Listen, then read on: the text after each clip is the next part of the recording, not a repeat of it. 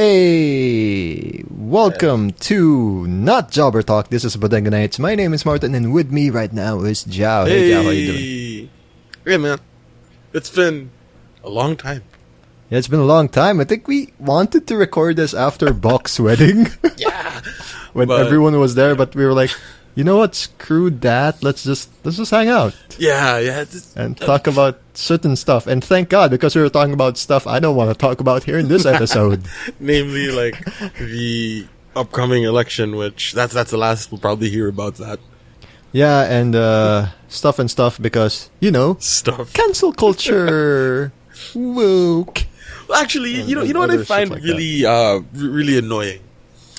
And this is, I guess it's tangentially related to politics, but it speaks about our wider culture.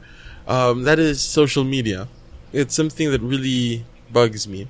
How social media has this sort of polarizing effect on our society.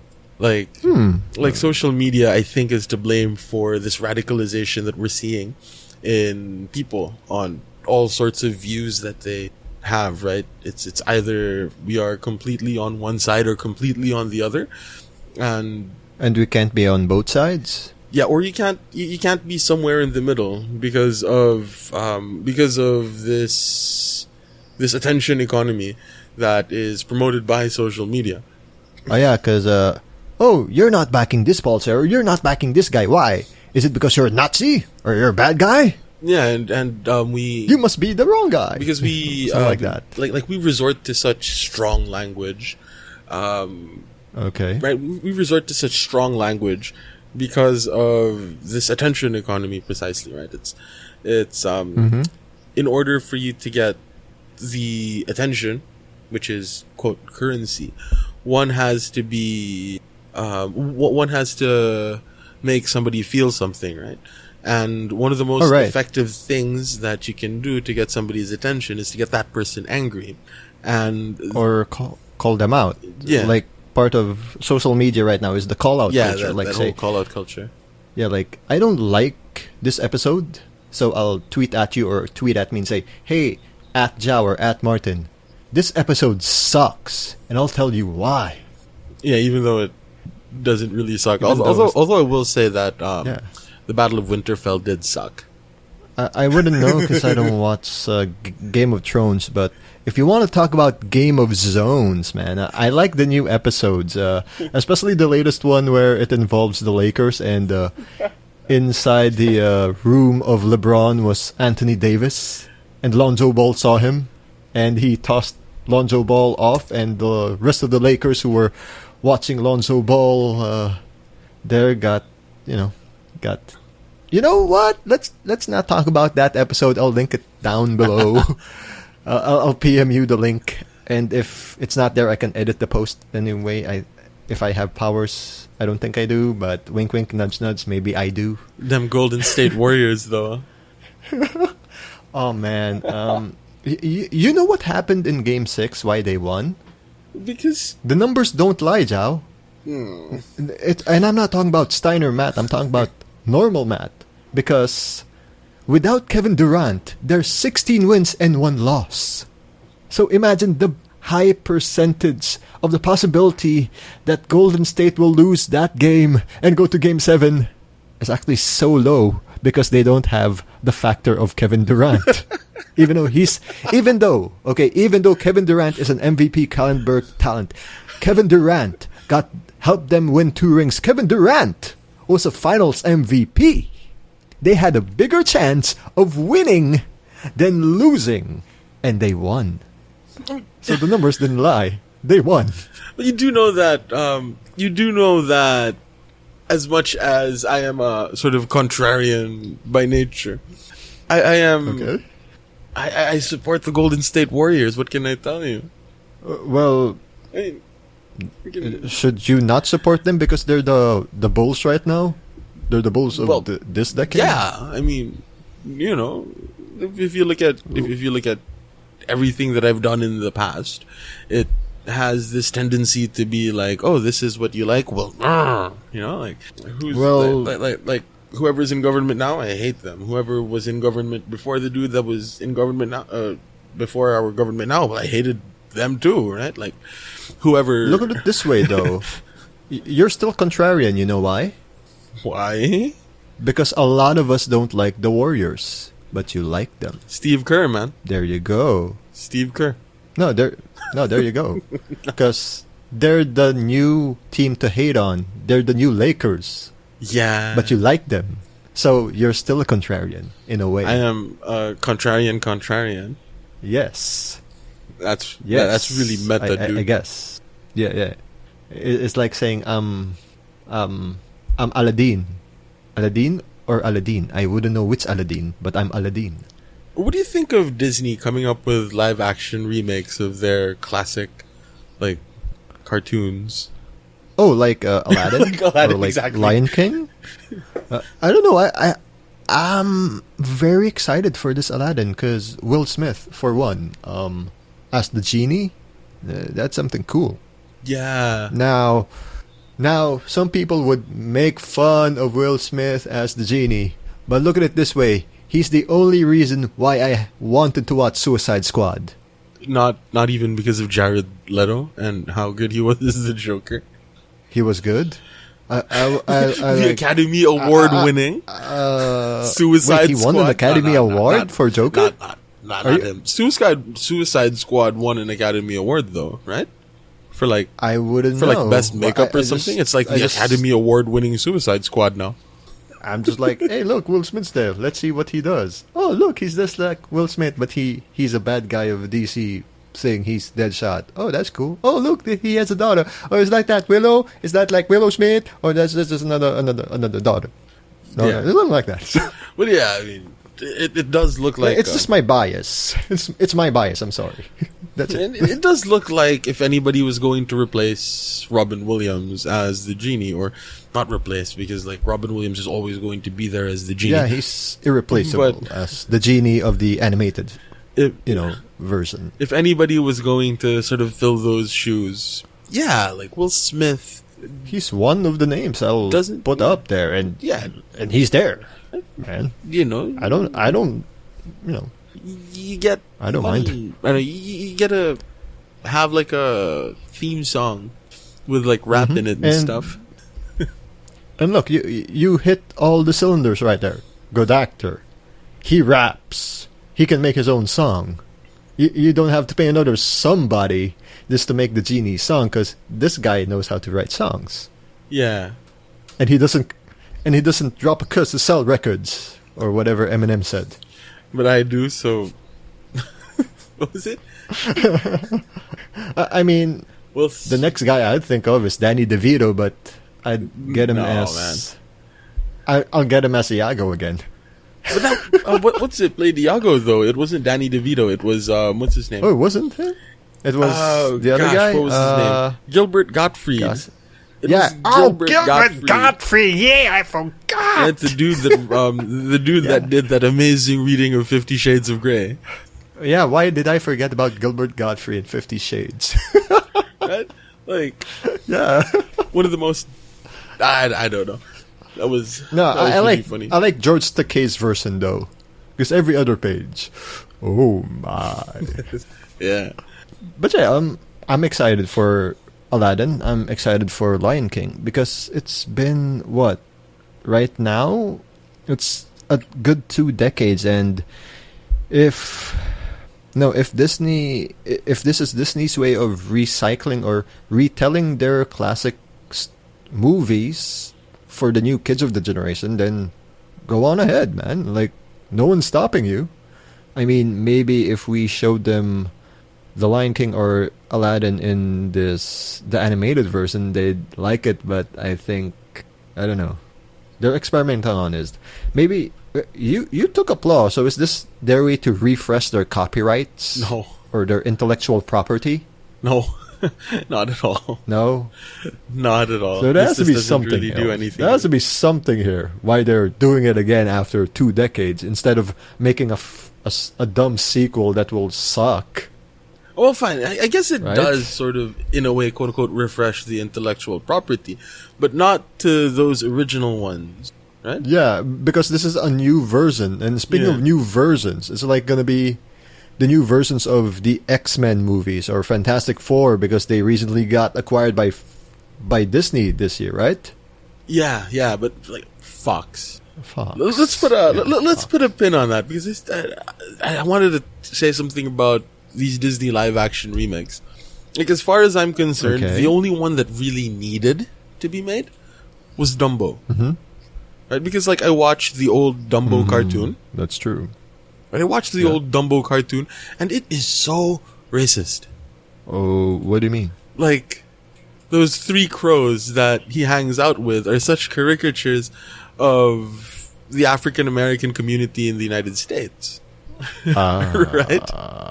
Like Okay. and I'm not entirely convinced that seeing a child have hallucinations because of what looks to be like LSD that he drank or alcohol or whatever is a good idea, right?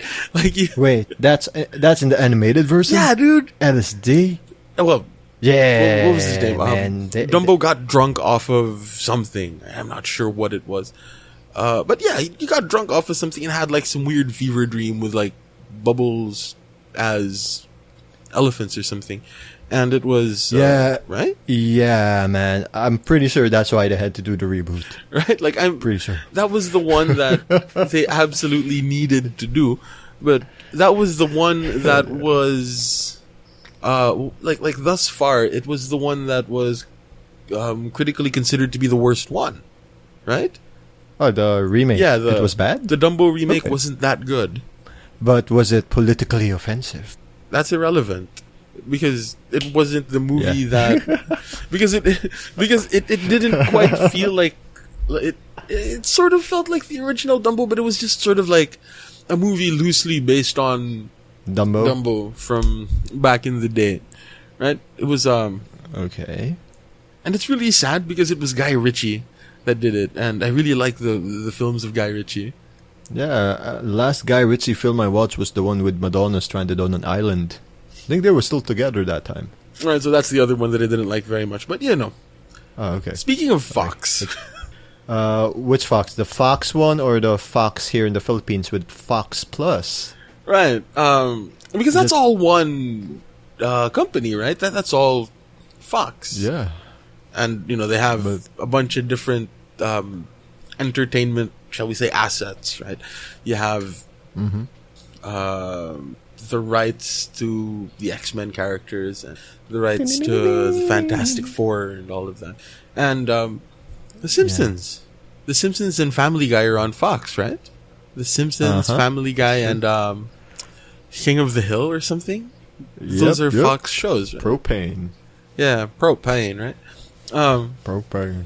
But then they also have like Fox Philippines, and that's owned by Fox. Oh, Foxes. And they recently put out a movie called Is it Mail Day? Oh, sorry. Maledicto, right? Maledicto? Did you watch it? Oh, man.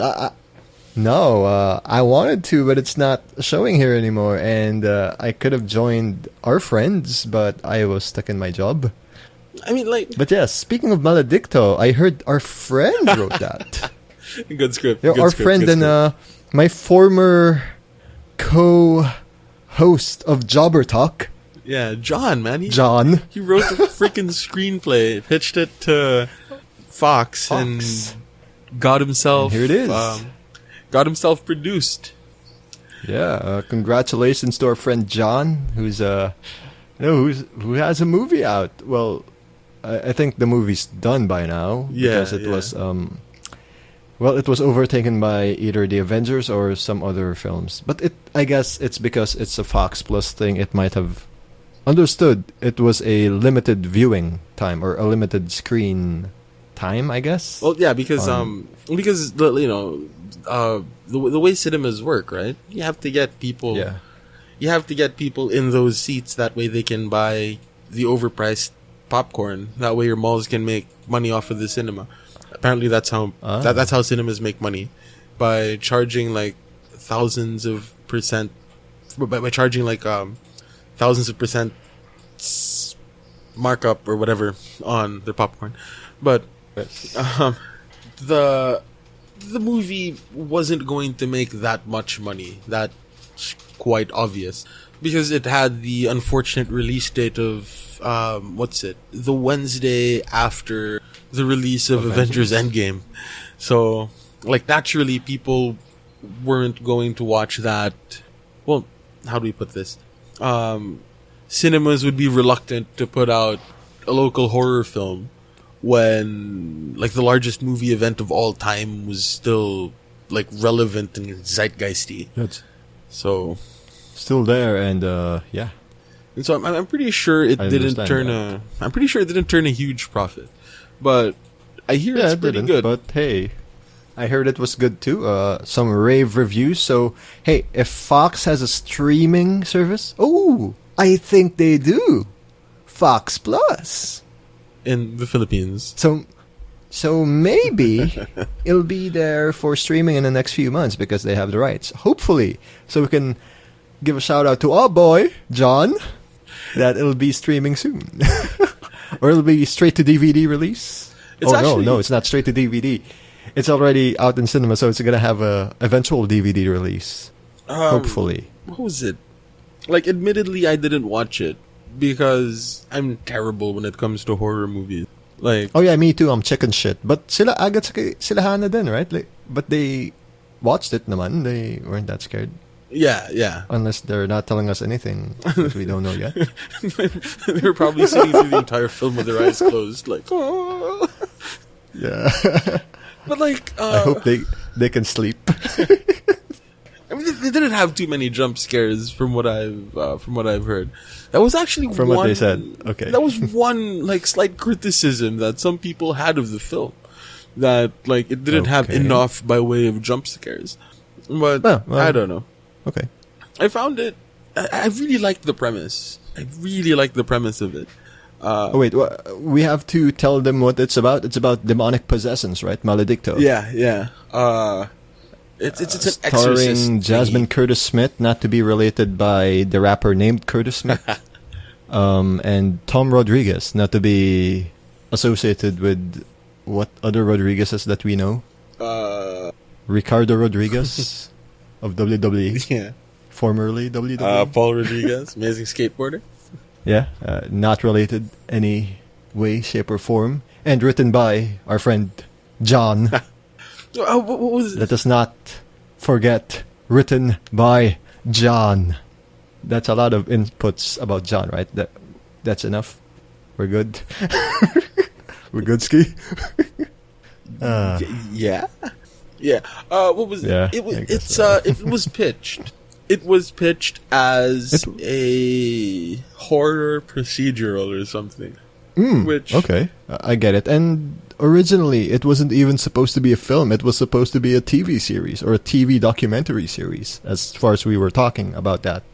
Well, during the process of it, I was there to record Jobber Talk with John a few years back. Yeah. What do you put it? How do I put this? It might have actually been better as like a limited series, going with the premise that it's a that it is an exorcism procedural show, right? Like, good enough, yeah. Like, I get that. I understand. The procedural format is what's his name? Ted Danson with his plucky team of crime scene investigators from the Las Vegas crime lab solve crime after crime. Whoa. Okay. Right? That's the format of a procedural TV show. And it would have been interesting to have like a mini series that was about this one priest that travels the Philippines or travels the world or whatever, going around and dealing with different cases of possession. Okay. Right? Like that, I'm not sure. That might have been a little bit more suitable for the original pitch. But I don't know. Could have been. Who am I to know? I didn't even watch the freaking film. Yeah, I want to watch can't, time, and, scary movies. And me being a chicken shit. But did you do the thing where you bought a ticket? and just like not show A up. ticket? Oh, shh. No, I'm sorry, John. Don't listen to this episode. I have yet to do that. Like I said, I can't even find it in the cinemas near my house, so I couldn't even do that. Yeah, because that's what we did, right? Like, I got a ticket. Oh wait, you did? Yeah. Lucky you. I Okay. got it on. I got it online. Oh, you. Okay, that's gonna charge you more. Okay. Yeah. Cool. So like, yeah, but I got the ticket online, so whatever. But speaking of movies, we were talking about this Avengers. How did you like this as the ending of this chapter of the Marvel Cinematic Universe films It of the past decade? I've been waiting for the better part of a decade for Captain America to say Avengers Assemble. And when he finally did, he started crying. Nice. I was like, oh my god, he said it. like every other scene, like freaking Black Widow atoning for her sins of the past or whatever, like all of that stuff. Like nope, totally not gonna cry. And then Captain America says Avengers Assemble, and all of a sudden I'm just crying. Death of Iron Man? Well, whatever. Like, I was prepared for this. You know, either Captain America or Iron Man dying. That seems to be like the comic booky thing to do. So, end of a big event. Big hero has to die. I cried when Iron Man was dying, and Peter was like saying, "Damn it, Peter!" Mr. Stark. I feel bad for the young lad, dude. Did you watch Spider-Verse or Into the Spider-Verse? Yes. Right. Yes. The thing about that movie was it was sort of a take on how no matter where the Spider Person is, there's always this one sort of defining death that turns the person into Spider-Man. Yes. It happened to the MCU Spider-Man twice. Was it this one and Uncle Ben? Yeah, it was Uncle Ben and Mr. Stark. Now Uncle Tony. yeah, Uncle Tony. Oh man. Poor Peter Parker. But he still has the hot Aunt May, so it's okay. And he's reunited with his best friend Ned. Yeah, oh dude. Man. That was touching too. Oh, hug. The fat Filipino like that, sidekick to the British dude. Yes. Pinoy pride. You know, there was, what was it? So something that you mentioned before we started recording this show.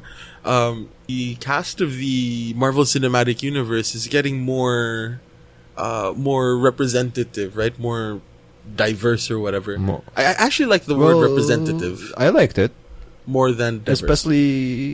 Especially when you need it now. Especially there's Wakanda. Yeah. Right. Like it's becoming more representative of the global world that we've come to live in. But something that still bugs me is Asians. Well, that's true. Right? Like, I mean, they could say, "Hey, look, there's a Filipino cast as Ned Stark." True, Phil M. I mean, oh, look, even then, there isn't even an Asian American lead. Yeah, lead. They can say, "Look, Captain Marvel has a female lead. Cool, right?" White then we have female lead. And then we have Black Panther. Oh, which has an African American, which is cool. So it's like the first. I think that's one of my favorite movies next to Blade, which started that. Oh yeah, man! Blade was the original Marvel movie, huh? I think Wesley Snipes, he was awesome, and Deadpool was in the third movie, but he was kind of, and he defeated Triple H, third movie.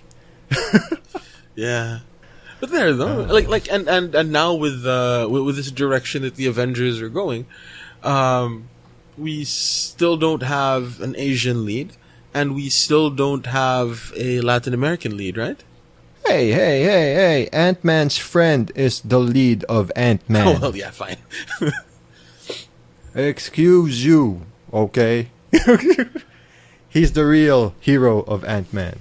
Yeah, so there. He narrates everything that went down. But then, I don't know. It's just an observation that I had, right? Like, still no love for the Asians. And they're gonna have Shang-Chi, right? Like that's one of their plans. One of their plans for like the next round of Marvel movies is to have Shang-Chi, Master of Kung Fu. Whoa, nice. That's gonna be cool. I hope it's good, and I hope that they do something different, right? As opposed to like this. As opposed to what? As opposed to what they did in the comics, which is, how do we put this? It is the way that a white dude looks at Asians. You know? Also, like stereotypes. Sort of, yeah. It's got the stereotypes in it. Like, But here's the funny part. You were talking about diversity, there's lack, but don't some people get annoyed that some people are just casting people for diversity? yeah. It's like there's just like making a diversity quota. Yeah. But that's the problem in Hollywood or any film thing in a certain country. They can't be that diverse yet, unless it's a nationality-American in Hollywood terms. Because look at it this way: where's Hollywood? It's in Los Angeles. Where's Los Angeles? It's in California. California is a state of the United States of America, and every nation has the priority to hire what kind of people? Their own people, their own nationals first. Yeah, of course. But then when you I've heard this argument before, but the thing that makes America kind of weird, as far as a country of the world goes, is that it is a country that is built on immigration. That's true too, because they want to be the melting pot of, civilization or something. No, I mean, it's just a thing. They're, you look at white people, dude. White people either came from Germany or Italy. European countries. Right? Italy, yeah. Right? They identify as Irish Catholics, that sort of thing. So, yeah, they're all immigrants. But, and then if you walk into a mall in the United States, that's the best place to hear everything that isn't the English language being spoken. Oh yeah, man! I can hear Tagalog, right? Or Cebuano or Pampanga. Like you walk into a mall in like the suburbs of New Jersey or something, you're gonna hear every language that isn't English, and it'd be cool. And if that is central to the American experience, then yeah, the entertainment of the United States should reflect that. Like, yeah, that's true. And you know what? I take it back. You know why? Because most of the, it's not just white Americans, but most of us, there's a diverse culture there, and they're all American citizens. Yeah. They can still get jobs. Yeah. Right? So, hence the question of diverse casting shouldn't be a question. But even up to now in Hollywood and even just voiceover stuff, there's not much Asian Americans getting VOs. Yeah. So I see your problem there. I see the problem you're saying there. Like, there's still lack of an Asian lead.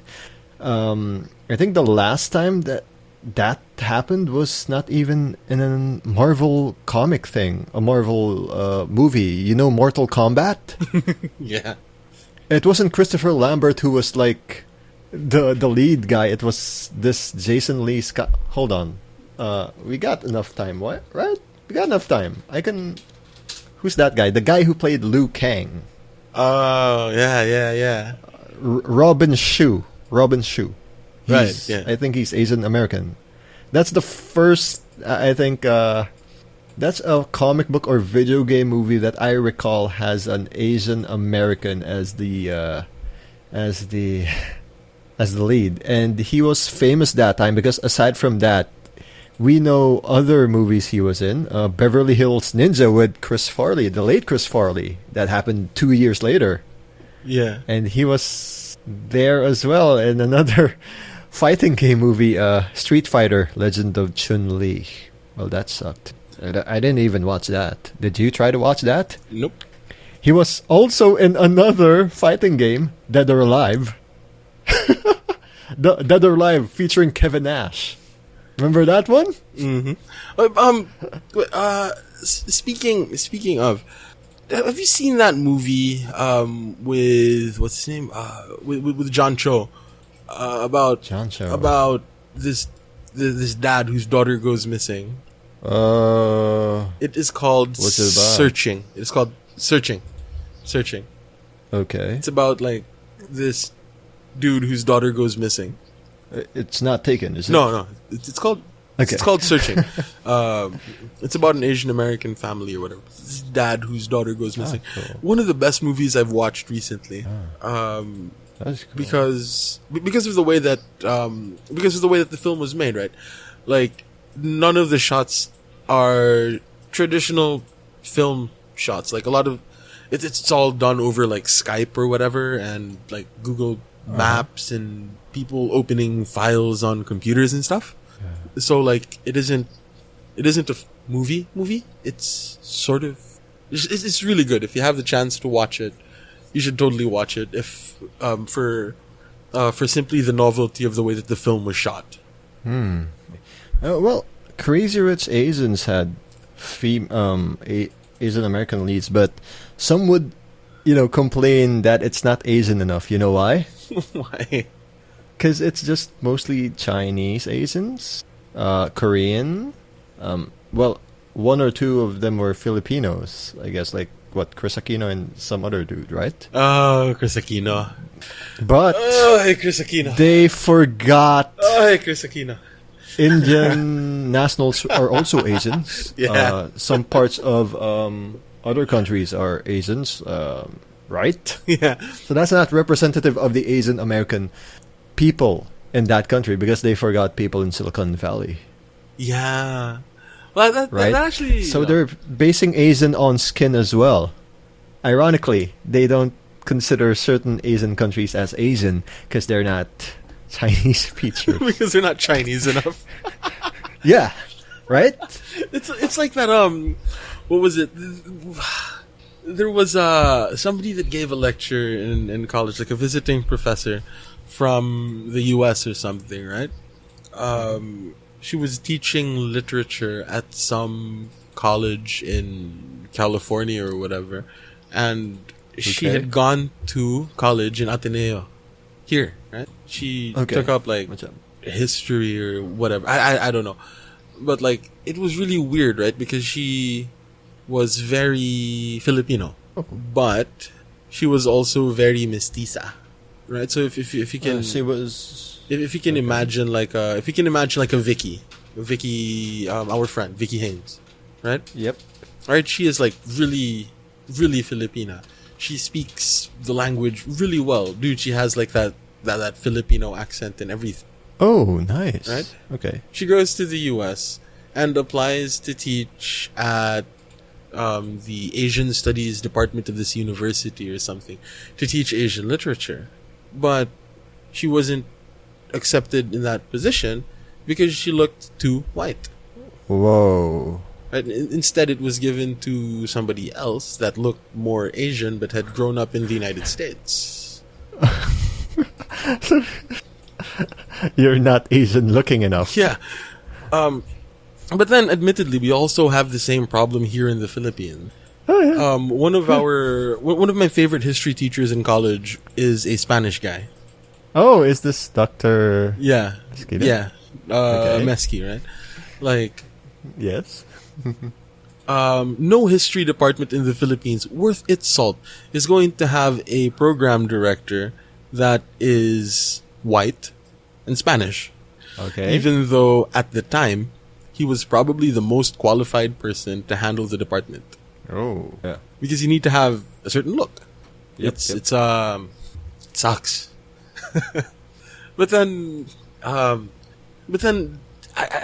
there are some instances, I guess, where like a person's race is sort of inherent to the character.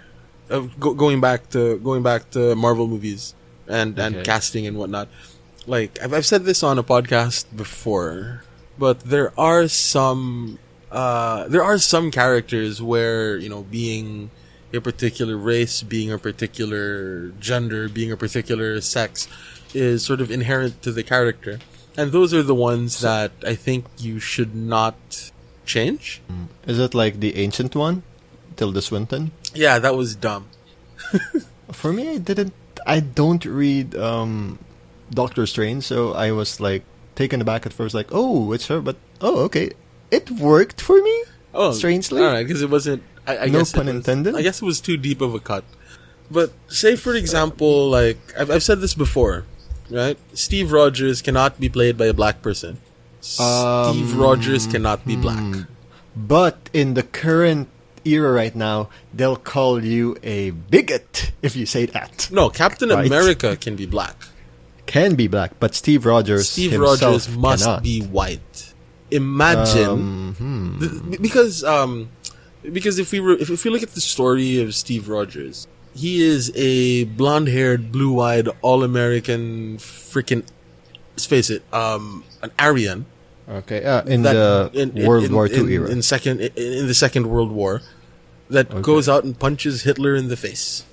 Oh my God, that is the best irony ever. Yes. Right?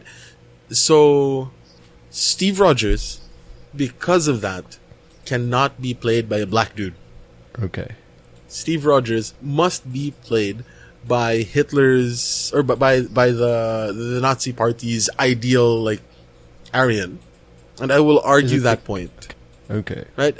I see what you mean. Right?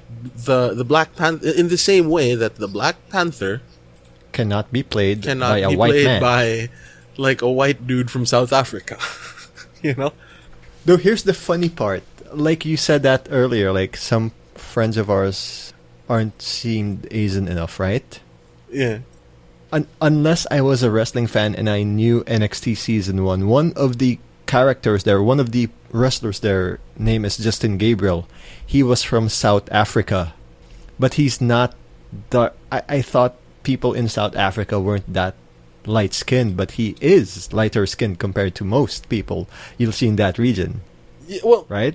Yeah, South Africa's kind of I weird, didn't know that. I didn't know that at first. Okay. And then I saw him and like, whoa. So you're telling me there's people even whiter than me in South Africa, right? Oh, yeah. It's like that. It's like our preconceived notions of certain countries or certain nationalities. Yeah. Well, I don't know. To be fair, South Africa is kind of weird when it comes to like that sort of Pan-African Union and the African continent, right? Because some are dark, some are light. Yeah. Skin. But then a lot of the white people in South Africa were immigrants. Oh, okay. Right? A lot of them are Dutch. Yes. Right? So that's how they ended up there. No?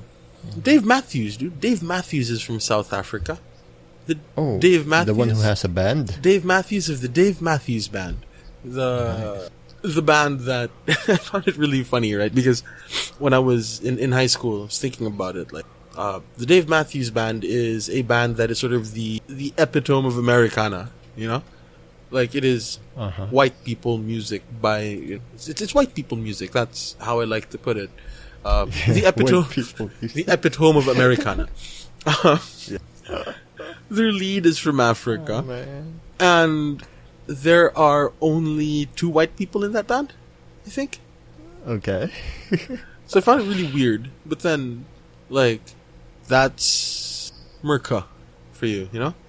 Yeah, Merca, man. It's becoming like this. It's become a melting pot or whatever.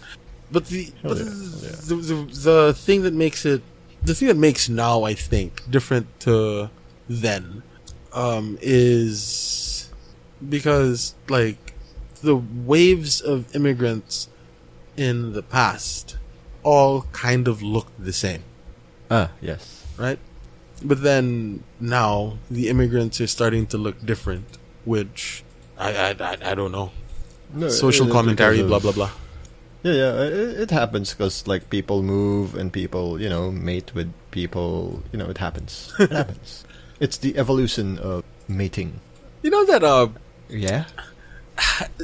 a couple of years ago, I remember seeing a magazine cover. I'm not sure whether it was Time or Reader's Digest or whatever, but there was this magazine cover that had an image of a person that looked somewhat light-skinned, somewhat dark-skinned, with brownish hair and these brown eyes, and they said that, and the question that was trying to be answered was, is this what all humans are going to look like in like 5-10 generations down the road? Yes. No. There's a reason why it's no. Okay. Go on. Remember like a news article a few months back, like some guy tried to go to this far-flung island to preach the word of God, but he got, I think, shot at or like bow and arrow to death. Okay. The North Sentinel This closed community. There will be communities like that will not want outsiders, that will not want to mingle with other races. So I doubt that's gonna happen. Well, yeah, but then like those, like the people of North Sentinel Island notwithstanding, like the rest of this globalized world, are people going to is racial diversity eventually going to cease to exist in a number of generations because generations? Yeah, because people are just going to be, because people of what was it?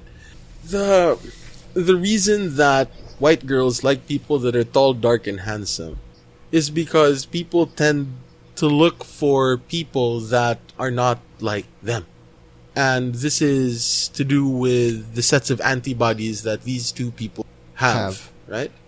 But here's the thing, though. Right now, things in the West, things in the Middle East, tensions there. Oh. And then there's like this thing in the Middle East, right? And there's still some people. Sorry. Huh? Sorry. Let's just to peek behind the curtain for all of the tens of people that were listening. If things get sort of weird, it's because we paused the recording for a bit. Yeah, there's like some disturbance outside the room. So there's a disturbance in the force. Yep. There will still be 4 or 5 generations. So, what generation are we ever since the great migration of people from east to west of the part of the earth, when we had interconnectivity, where we have commercial flights going in? How many generations has that been? Because if 4 or 5 generations means it's like Star Trek generation, maybe, but even then, if you see how they cast it, it's still diverse. Like, there's Picard is still a lighter skin than maybe LaForge. Yeah. And Riker is not as white or as dark skinned as either of the two. And we still have James T. Kirk, who is the definition of the American male. And we have Lieutenant Uhura, who was a pioneer when they were casting her, right? Oh man, you guys and your Star Trek. So I'm saying, basing off sci-fi, there's a chance that we will not have a generic skin tone, facial tone thing that calls us for Earth as much as we'll see an extraterrestrial who look all of them the same blue skin or green skin as we see in our literature or in our TV shows. Yeah. There will still be racial diversity.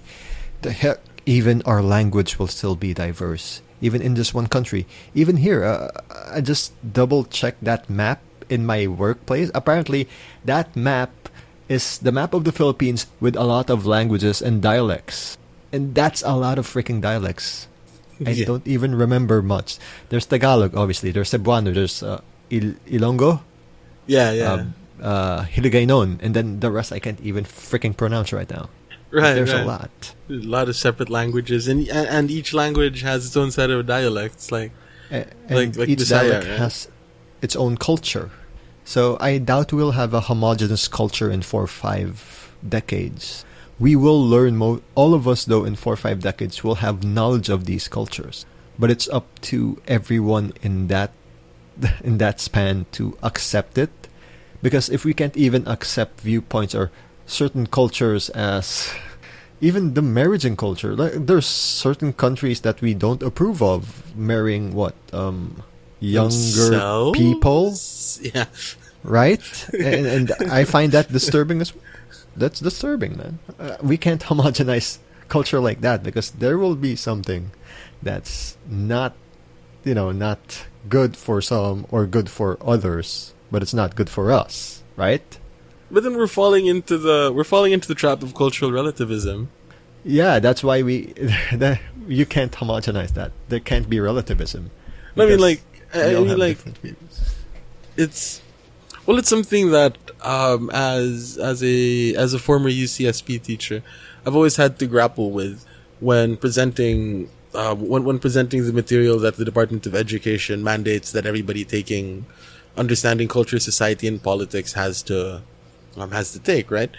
Because we're supposed to talk about cultural relativism vis-a-vis ethnocentrism, right? Where it is very obvious that the thrust of the Department of Education is this promotion of cultural relativism as a viewpoint and as a sort of attitude by which you view the world, right? Like, you have to sort of not respect, you have to acknowledge Respect where certain you culture. you have to acknowledge where you came from, but at the same time use cultural relativism as a way to understand the world. And I've never been in favor of going all in on cultural relativism, because this sort of opens the floodgates to such atrocities as foot binding, as female genital mutilation. It opens the floodgates for white supremacists to And genocide. genocide, At because the worst part. it's part of our culture to hate the Jews. So what can we do, right? Like, no, man. Like, tolerance can only go so far, and I've always sort of had to try to find that balance when presenting the material to the kids, by trying to say that, like, you can use cultural relativism as a tool, but once you go too far down that rabbit hole, then you sort of end up being okay with some of the worst parts of humanity. Yeah, and some would call it as, well, we're just studying, or this is progress. It's not progress. Yeah. It's You can respect culture, but if you can't respect something that's there we go. that It was one of my students, and I think he sort of summed it up quite succinctly. He said something along the lines of, we must be careful not to let our cultural relativism stray into moral relativism. Oh, yes, very That's good. right. And this is going on all sides of the quote unquote political spectrum. Yeah, but man. I doubt it's here in this country. I mean, it's Anyway, let's not go there. Yeah, I'm sorry. Let's not go there. it's a worldwide phenomenon, dude. Like, we're not special. Let's put it that way. Like, there's That's true. there's been this worldwide erosion of the concept of truth. So let's not get to that. Yeah, it's a rabbit hole. I mean, fudge it. I said fudge it. We don't bleep that. It's But yes. it's a rabbit hole that I would like to go down when all of us are, like, present. Here, yeah, because we are sorely lacking AG, John, Norman. I want to hear them. I actually want to hear AG. I haven't heard the guy on a podcast for. Well, we were at your place. We could have recorded it. Oh yeah, we could have, but we had a better idea of not recording because we just wanted to chill. because we just wanted to have that. Gosh, what was it? That stuff that David brought. Yes, and I think you would have bleeped the entire episode because I'd be doing F-bombs. I rarely do F-bombs. Yeah, but that was F-bombing a lot. and as much as possible, I really don't like recording in the condo in Manila because it's really echoey. Oh, I didn't know that. I only found that out now. Okay, I get it. Now I know why you're kind of... Okay. It's very echoey. The thing with recording audio is you're supposed to... They say you record dry and then you fix it in post, right? So, okay. Yes. Yeah. So you record with as little echo as possible, and if you feel like you need echo, you just add it in post. All right. But yeah, you were near... Wait, you were in Ortigas in Manila last week. Why? Because one of our friends got married. Yes, congratulations to our friend. Oh man. Oh, I loved... Oh man. The MC of that reception. Oh, that was epic. I loved it. Right? He's also our friend, by the way. It was really weird, man, because like everybody, because the husband and wife, right? They're both very like prim and proper, sort of like, we're gonna do this right. We're gonna do this cool. Like we're gonna be like a good Christian family, right? And then like along comes the dude that they got for their host. Turns out an MC. I was surprised because I was like, I was talking to this friend of ours like before that wedding. So, hey, I saw you having a picture with the bride and groom. So I guess you're gonna join the wedding with us? Oh yeah, Martin, I'm actually hosting. And at the back of my mind, I was saying, at our friend's wedding, our specific friend's wedding, who's the total opposite of you, in terms of humor, that is, right? In terms of... Well, I mean, in terms of sexual orientation, for one. No, we can't say that.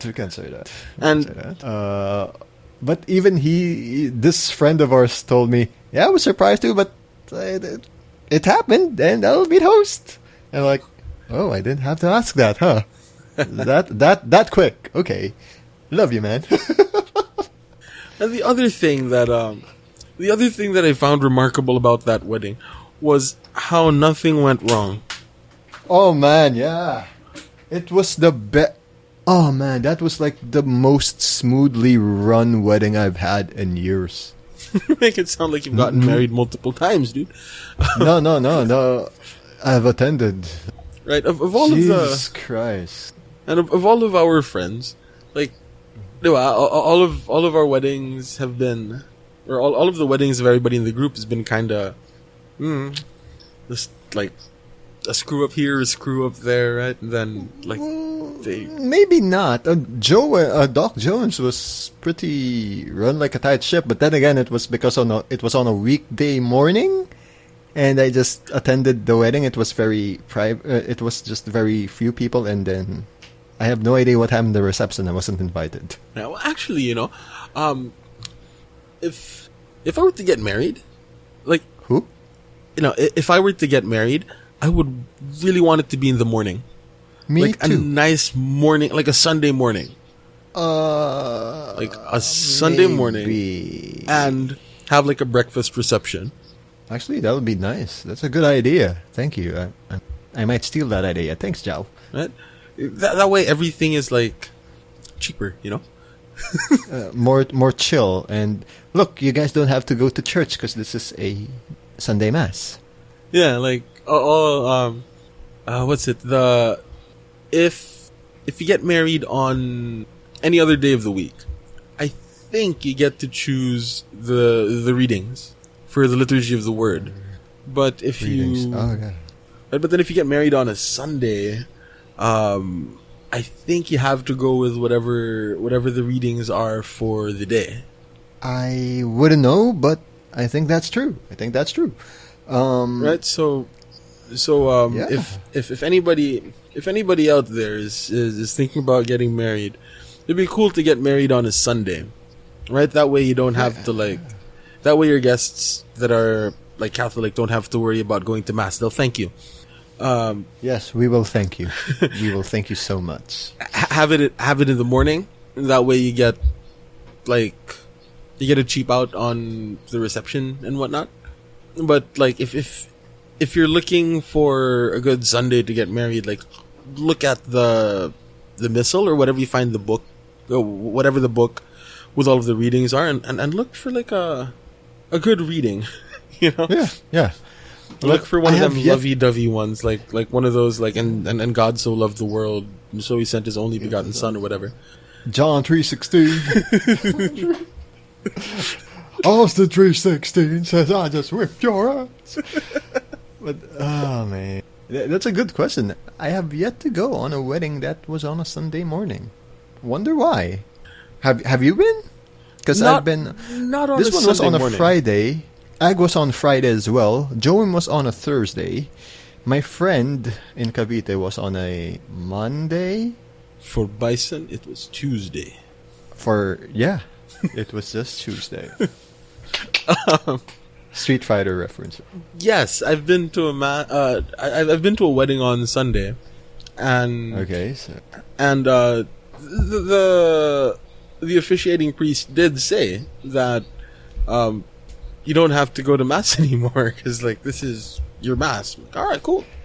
That's the thing, apparently. Couple. That's good then. But yeah, are we going back with the Marvel thing? Overall, I liked Endgame.